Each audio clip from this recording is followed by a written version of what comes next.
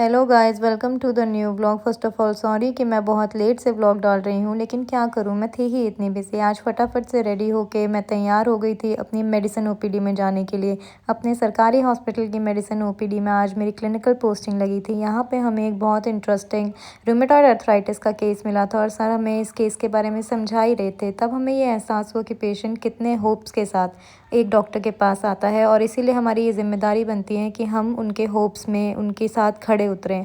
यहाँ पे अपना केस ख़त्म करने के बाद फटाफट से हम भागे अपनी नेक्स्ट क्लास के लिए, क्योंकि हमारी क्लासेस और क्लिनिकल पोस्टिंग्स के बीच में 5 मिनट का भी गैप नहीं होता है। वहाँ जाके देखा तो मैम हमारा वेट कर रही थी। फटाफट से अपनी सीट लेके हमने क्लास अटेंड करी। इसके बाद हुआ हमारा ब्रेक। लंच ब्रेक में आज मैं अपनी मम्मी के हाथ का बना हुआ कढ़ाई पनीर और पूरियाँ लेके आई थी। ये इतना टेस्टी था कि इसको मैंने सिर्फ 10 मिनट में ही ख़त्म कर दिया। और इसके बाद मैंने अपनी मम्मी को कॉल करके उनकी तारीफ़ करने के बाद निकल गई अपनी अगली क्लास के लिए, जो कि लगी थी आज सेकंड फ्लोर में, क्योंकि फर्स्ट फ्लोर में यानी हमारी क्लास में आज हेमोलिटिक अनीमिया का सेमिनार था।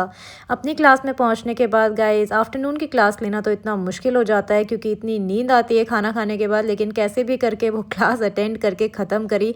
और बस यही सोच रहे थे कि हमें कहीं नींद ना आ जाए ताकि प्रोफेसर ऑफेंड ना हो जाए। ये क्लास ख़त्म करते ही मैं भागी अपने घर के लिए। आज के व्लॉग में इतना ही, मिलते हैं अगले व्लॉग में।